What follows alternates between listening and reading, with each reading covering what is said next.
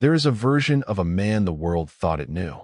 Broad-shouldered, unbreakable, moving through action sequences like violence itself had been choreographed just for him. Theaters packed, posters plastered across cities. A name that carried the weight of invincibility. But here is the question no one thought to ask back then. What does a man like that do when the cameras stop? What happens inside the silence that fame never shows you?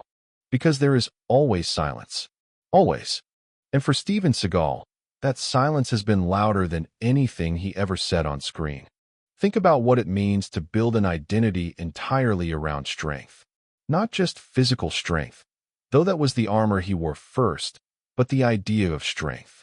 The mythology of a man who cannot be touched, cannot be broken, cannot be questioned.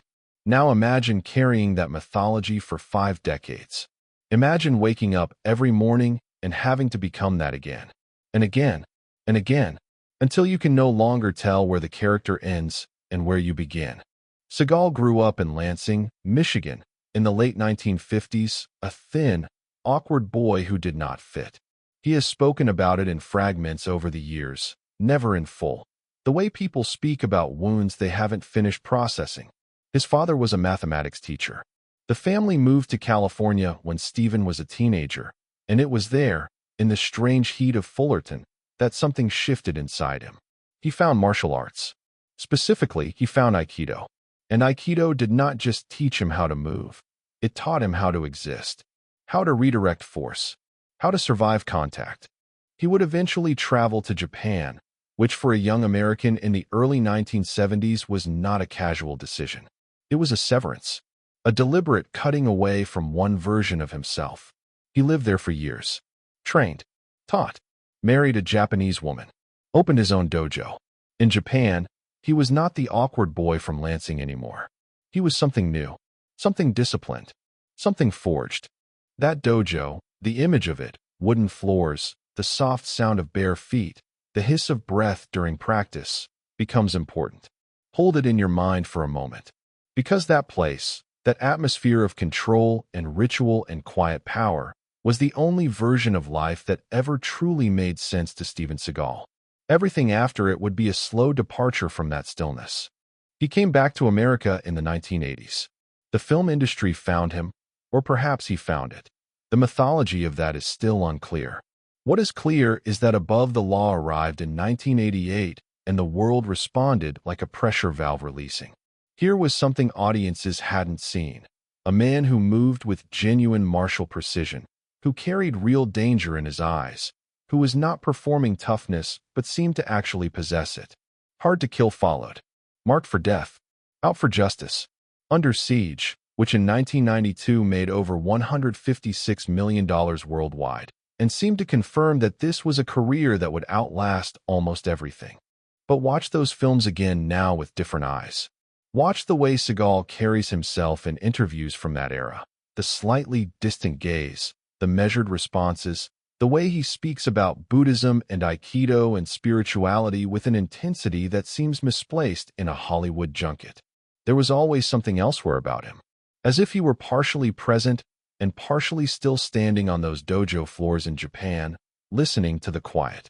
Fame arrived like a storm he had not fully prepared for. The creative control he demanded on sets.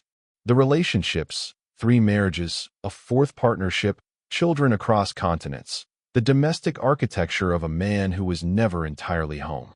His former agents, colleagues, and collaborators would slowly begin painting a picture that contradicted the screen image entirely. Stories of erratic behavior, of paranoia, of a man who seemed increasingly convinced that the mythology and the man were the same thing.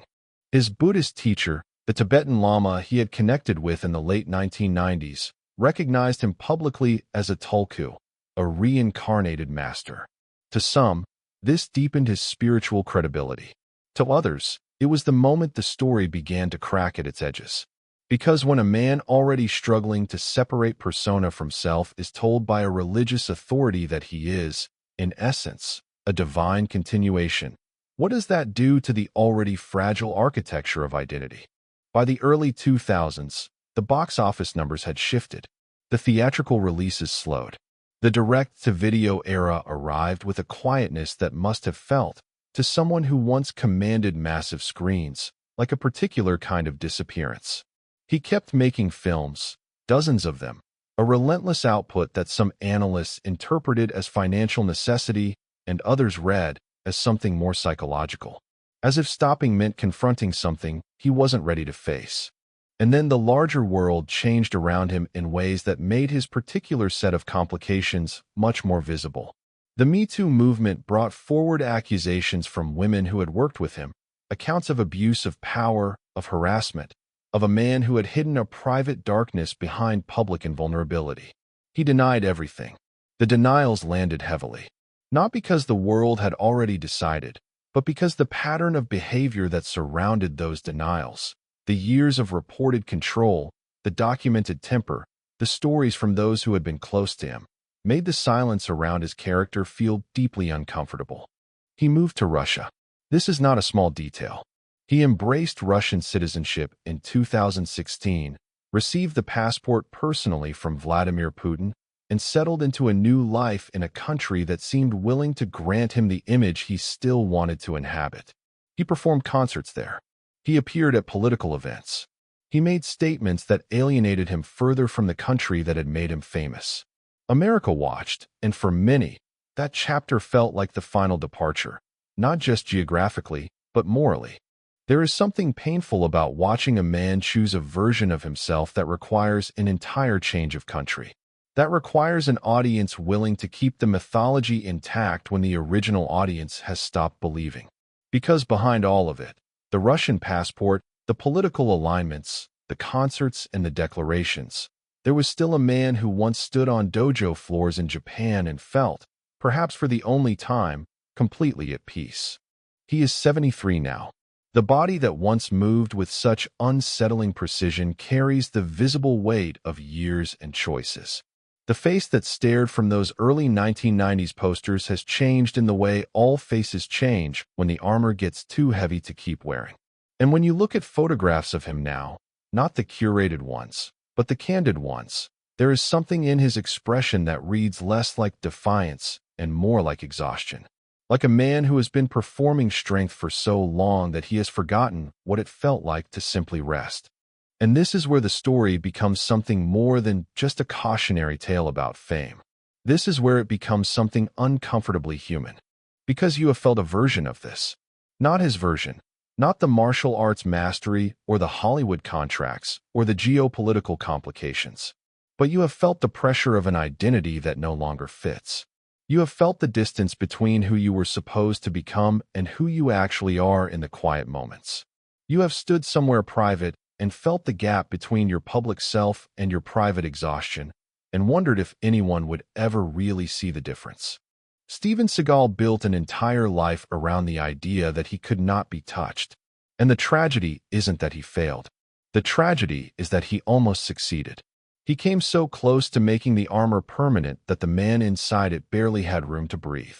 And now, at 73, the armor is still there, dented, heavy, impossible to fully remove, and the man wearing it has been carrying it for so long that neither he nor the world around him seems entirely sure anymore where one ends and the other begins. That dojo in Japan, those wooden floors, that quiet, that discipline, that was the last place he existed as something close to whole. Everything after was distance. Everything after was departure. And you have to wonder, in the private hours of a 73-year-old man who has been Russian, American, Buddhist, action star, accused, defended, celebrated, and abandoned, does he still hear it? That sound of bare feet on a wooden floor. That controlled silence. That version of himself that didn't need an audience to feel real. Some losses don't arrive all at once. They happen slowly, quietly, across decades of choices made in the wrong direction. And by the time you realize what's been lost, the distance back is too great to measure. That is the heartbreak of Steven Segal. Not the scandals, not the exile, not the faded box office. The heartbreak is the gap between who he could have been and who the world required him to become. And the silence inside that gap that nobody ever thought to listen to.